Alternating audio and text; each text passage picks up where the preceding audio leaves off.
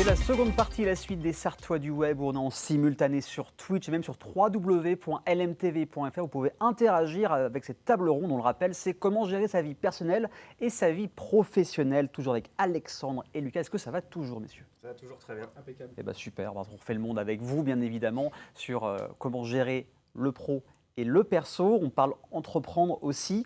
Est-ce que c'est un souci à la France, le côté entreprendre qui est un peu moins... Alors ça commence à prendre de l'ampleur depuis le Covid, hein, mais est-ce que c'est encore un problème de se faire comprendre en France quand on entreprend, ou c'est mieux qu'avant?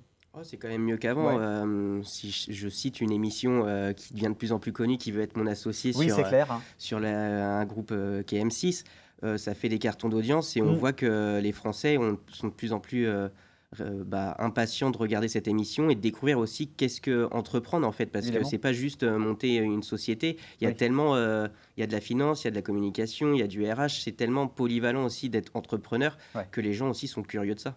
C'est vrai qu'on fait 12 métiers finalement quand on entreprend. On est comptable, communicant, vendeur, chef d'entreprise.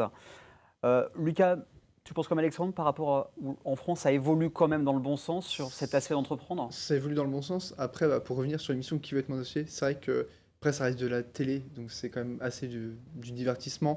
Et je pense que beaucoup regardent, mais aussi ne comprennent pas forcément tout ce que ça implique derrière, notamment le fait de pas pouvoir se payer pendant quelques mois, quelques années. Et je pense surtout le problème encore qui reste, c'est notre notion par rapport à l'échec en France, où en fait on n'apprend pas à échouer, alors que l'entrepreneuriat finalement, quand tu regardes, il y a beaucoup plus de projets qui échouent Oui. qui réussissent. Et donc, tu vois, souvent, on nous vend ce concept-là d'entreprendre, mais c'est pas si simple que ça. Et les gens ne le comprennent pas forcément, sauf quand ils sont en plein dedans et qu'ils sont en train de se rendre compte de la réalité que, bah, ouais, c'est pas en travaillant 2 mois que que ça va le faire, quoi. Donc, il y a cette notion à l'échec où, justement, pareil, enfin, moi, je sais que mon entourage ou autre me disent, bah voilà, combien tu gagnes et tout. Et des fois, en fait, on a peur de dire qu'on ne gagne pas encore sa vie avec ce qu'on fait, parce que tout de suite, on va être catégorisé comme, bah, ok, le mec, il lance son truc, mais Oui. ça dégage pas de salaire. Alors que finalement, c'est pas la finalité. L'argent, oui, c'est bien, c'est un moyen, mais c'est pas la finalité, c'est pas ce pourquoi on entreprend. Et cette émission, est-ce que tu as déjà pensé pour parler de Mitko? Pardon, L'émission Ouais. qui veut devenir mon associé, est-ce que tu as déjà pensé à faire ça? Oui, quand tu étais plus dans un esprit start-up, D'accord. maintenant qu'on a un peu revu ce qu'on faisait, ouais, ça peut. Enfin, voilà, tout le monde sait, c'est un énorme coup de pub. Il y a qu'à voir les retombées que certains ont eu, qui ont fait des chiffres d'affaires monstrueux après un passage télé. Mais nous, en fait, on veut être maître aussi, rester maître à bord. Donc, c'est pas forcément l'émission Ouais. rêvée pour nous, quoi. Vous voulez garder votre indépendance? C'est ça, voilà, parce que c'est pareil, avoir des investisseurs, ça implique aussi d'autres problèmes, on va dire. Et pour les personnes qui nous suivent, quels conseils on peut leur donner aujourd'hui pour bien mixer les deux, pour bien gérer les deux, pour que les gens comprennent, les gens extérieurs à entreprendre comprennent ce genre de choses? Bah, maintenant, sur les réseaux sociaux, il y a quand même beaucoup de retours d'entrepreneurs qui donnent des conseils justement et ne pas faire des erreurs qu'eux ont pu Mm. faire quand ils ont monté leur société. Donc, c'est aussi beaucoup s'informer avant, se poser les bonnes questions. Par exemple, faire un réel bon business plan, Oui. être entouré des bonnes personnes au début, avoir un bon cabinet comptable, par exemple. C'est des choses qui sont quand même essentielles pour au début et pas se lancer tête baissée, se dire j'ai une idée. Oui. En fait, ça se trouve, ce besoin-là auquel on veut répondre, c'est juste son besoin à soi et c'est pas un besoin Mm. qui est général. Donc, c'est vraiment de pouvoir s'entourer. Maintenant, je pense qu'en France, il y a quand même beaucoup d'outils qui sont à la disposition de tous, avec la CCI, la BPI, Sarthe. C'est des choses qui sont mises en place et où il faut aller toquer aux portes et aller se renseigner, tout simplement. Il y a plein de formations, même aussi, même avec l'URSSAF par exemple, quand on est auto-entrepreneur, il y a pas mal de formations au final. Lucas, d'autres conseils à donner aux personnes qui veulent se lancer ou qui veulent plutôt comprendre leurs proches qui sont entrepreneurs? Alors, bah, pour se lancer, ça serait plutôt, du coup, être prêt, en fait, c'est surtout savoir pourquoi tu le fais. Qu'est-ce qui te motive à le faire? Et après, c'est être prêt à le faire pendant une durée indéterminée. Moi, je vois un peu ça comme l'apprentissage d'un sport, en fait, où des fois, tu te lances. Au début, t'es pas très bon, Mm. mais au bout de quelques années, bah, tu vois, tu deviens bon. Et il faut être prêt à accepter, entre guillemets, le chemin qu'il y a à parcourir. Et je pense que c'est un peu ça l'entrepreneuriat, parce que forcément, on a tous eu quelques soucis quand on est entrepreneur. Ce serait pas Mais drôle sinon. exactement, donc il faut apprendre aussi à être résilient, à être persévérant et continuer jour après jour aussi à avancer dans ça.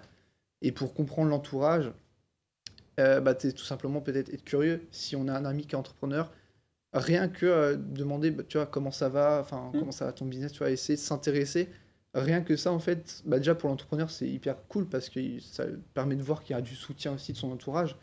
Et, et je pense que c'est le meilleur moyen de s'informer finalement, c'est de discuter avec des entrepreneurs qui sont, entre guillemets, au cœur de l'action.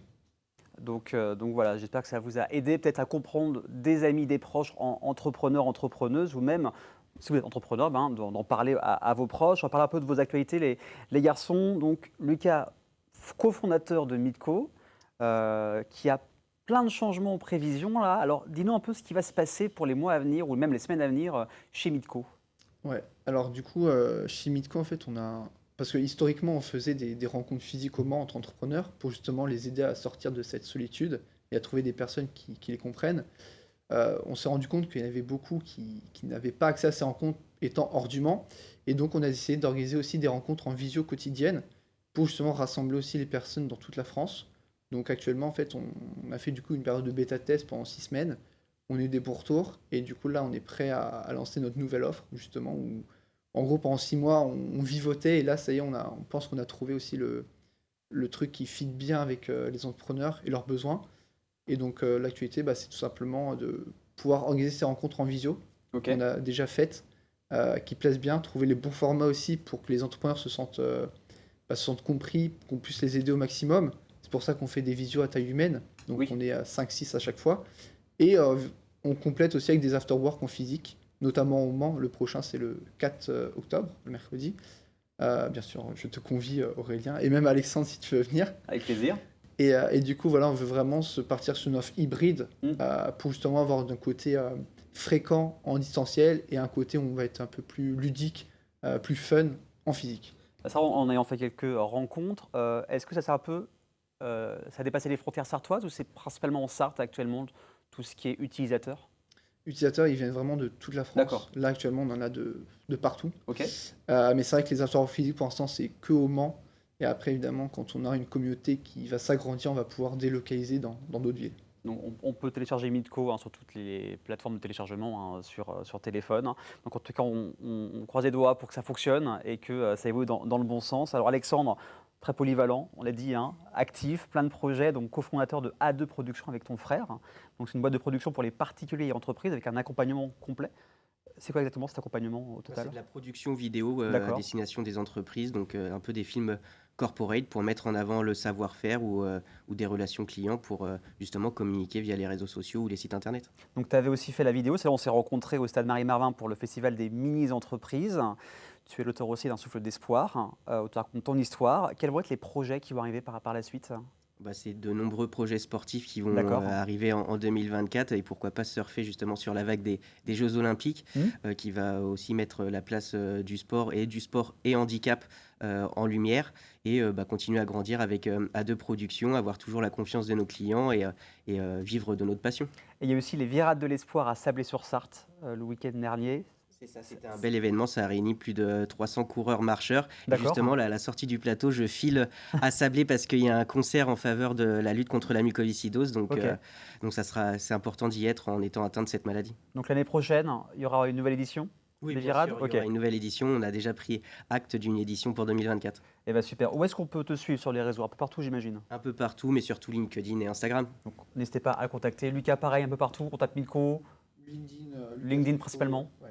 Et ben, en tout cas, on va vous suivre et suivre vos projets. Merci beaucoup, messieurs, d'avoir donné de votre personne et aussi d'avoir parlé de votre expérience en tant qu'auto-entrepreneur, tout simplement. On se revoit très rapidement. Restez avec nous dans quelques instants. On parlera de l'alternance de la semaine avec une entreprise qui crée des sites internet locaux. Ça s'appelle VimaWeb avec Vincent Masson et avec également un alternant qui recherche une alternance, c'est Bastien Plus, avec un parcours assez atypique. A tout de suite sur LMTV Sarthe.